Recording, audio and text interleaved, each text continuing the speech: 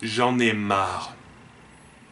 Il faut que cette semaine je parle d'un livre que j'aime bien, sinon je vais devenir fou. On n'a qu'à parler de... Allez. De ça. Oh non. Mais putain, qu'est-ce que je suis...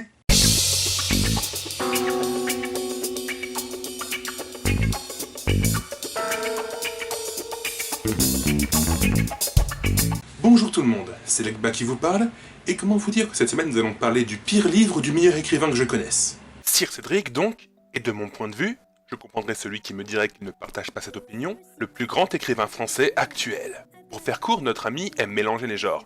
Son œuvre est le résultat d'influences gothiques, d'horreur, de thriller, de fantasy, de fantastique, de littérature décadente, et j'en passe. Le résultat est un univers littéraire peuplé de démons, de vampires, de fantômes, de créatures en tout genre, qui au fil des œuvres a donné naissance à une mythologie pour le moins riche et à une série de romans se passant tous dans le même univers. Mais un univers extrêmement adulte et sombre, sans pour autant l'être de façon caricaturale. Oui, c'est toi que je regarde Game of Thrones.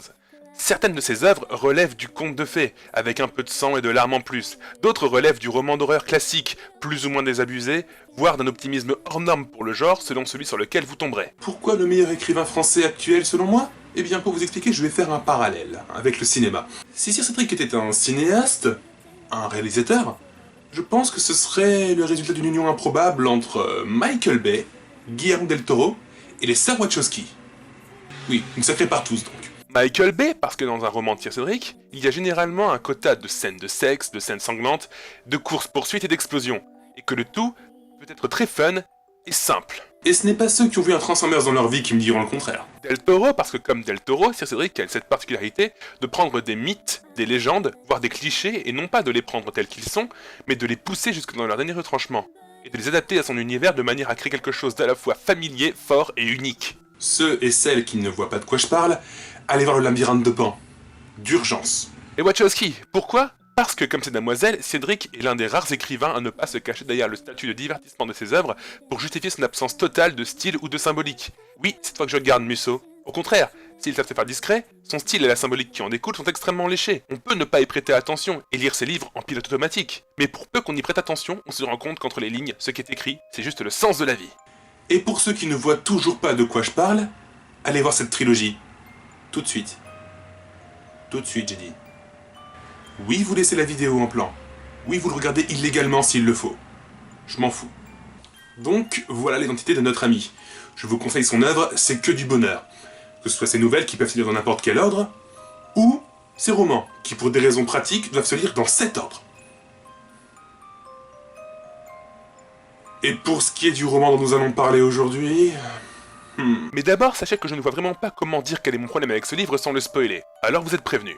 Ange-Mort est le second livre et le premier roman de Sir Cédric, et il raconte l'histoire assez déjantée de deux couples, le premier composé d'un milliardaire nécrophile propriétaire d'une boutique de livres anciens et collectionneur d'artefacts en tout genre, et d'une fille que ce milliardaire a sauvée d'un père violent, et qui depuis est devenue son esclave, valet, servante, objet sexuel. Pas mal, mais on peut faire mieux au niveau couple tordu. Parce que de l'autre côté, nous avons une sorcière qui passe son temps à baiser avec tout et n'importe quoi, à commencer par son servant qui se trouve être le résultat de l'union de cette sorcière avec son père, qui lui-même était né par le même procédé, ce servant étant toujours vêtu d'une tenue de soumis BDSM, et ces deux couples entrent en collision à cause d'une peau. La peau d'un ange qui a été dépecé vivant, mais dans lequel son âme demeure. Sauf que la sorcière la perd, et c'est notre ami le nécrophile qui la récupère, la croyant d'origine humaine, et qui fait des trucs de nécrophile avec.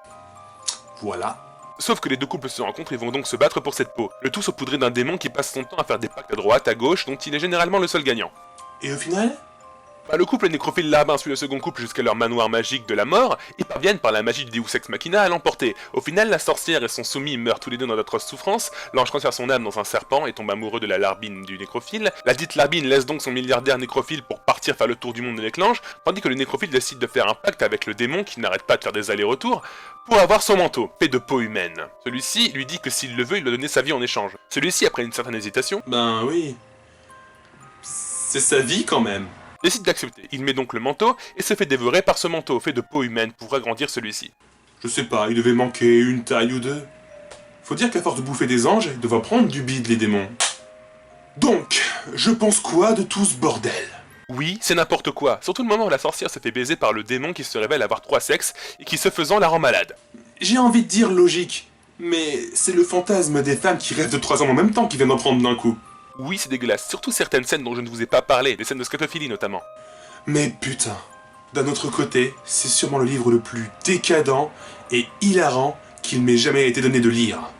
Et je pèse mes mots. Sans compter qu'il est loin d'être aussi stupide qu'il en a l'air. Malgré le fait que lors de ma rencontre avec Sir Cédric, il y a quelques années maintenant, à l'époque où ce livre n'était plus trouvable, et que je lui en ai parlé...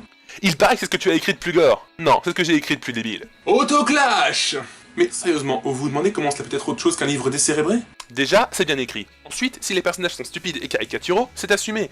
Et le style se permet même plus d'une fois de se moquer gentiment d'eux. Mais surtout, le livre est conscient de lui-même, et joue de sa propre nature. En fait, si d'habitude les livres de Sir Cédric ont des fils conducteurs communs, tels que la recherche de ce qui nous rend unique, la volonté de faire table rase de ce que nous croyons pour accepter une façon plus personnelle et originale de voir le monde et l'accomplissement personnel, Angemort, lui, sa vision des choses est plus proche d'un bon gros fuck de police. Pour faire simple, c'est un livre qui envoie tout chier puissance 1000. Les gens, le monde réel, ses personnages, et même l'intrigue et le lecteur. Je le vois un peu comme un Mars Attack de Tim Burton version livre. Une bonne grosse catharsis pour toutes les pulsions anarchistes et nihilistes qui coulent en nous. Mais aussi comme une satire assez grinçante de l'humanité qui ne se laisse guider que par ses désirs, sans jamais vraiment prendre son destin en main. L'ange qui se laissera berner comme un poisson par un hameçon montre cela. Notre ami le nécrophile qui finira littéralement dévoré par ses désirs montre cela. À l'instar de notre ami la sorcière, qui a trop cherché la jeunesse éternelle, mourra de façon atroce. Le seul à véritablement sortir enrichi de tout ceci, c'est le démon, représentant dans cette histoire le désir sous toutes ses formes, sexuelles comprises. Quant au duo de femmes parvenant à survivre à la fin du roman, ce qui les définit toutes les deux, c'est bien justement leur absence de désir. Mais là aussi ce n'est pas forcément une bonne chose, vu qu'elles vivent un peu à l'aveuglette. Elles n'ont aucune inspiration et feront le tour du monde comme elles feraient n'importe quoi d'autre. En somme, le désir te conduit à ta perte. Mais sans le désir, tu ne vas nulle part. Ce qui signifie que le fait de faire quelque chose de ta vie sous-entend automatiquement le fait de te faire dévorer parce que tu as désiré un moment ou à un autre, tôt ou tard. Tout de même. En conclusion, ce livre, j'en pense quoi? J'en sais rien. Ça fait 4 fois que je le lis et je suis toujours aussi sceptique.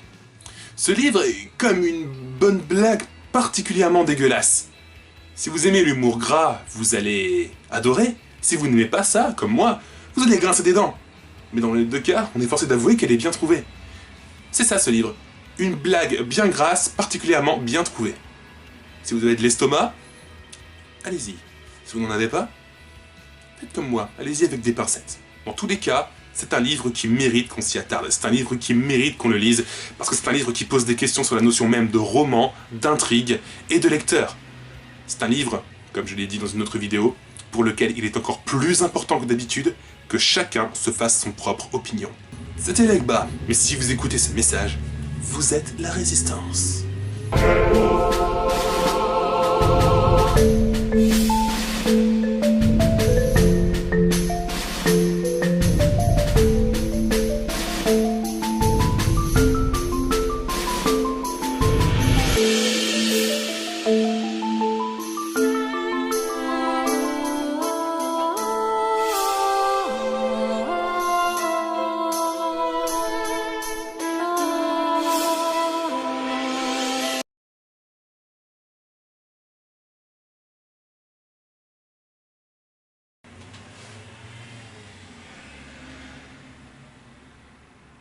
Non mais, tu peux partir, y a plus rien.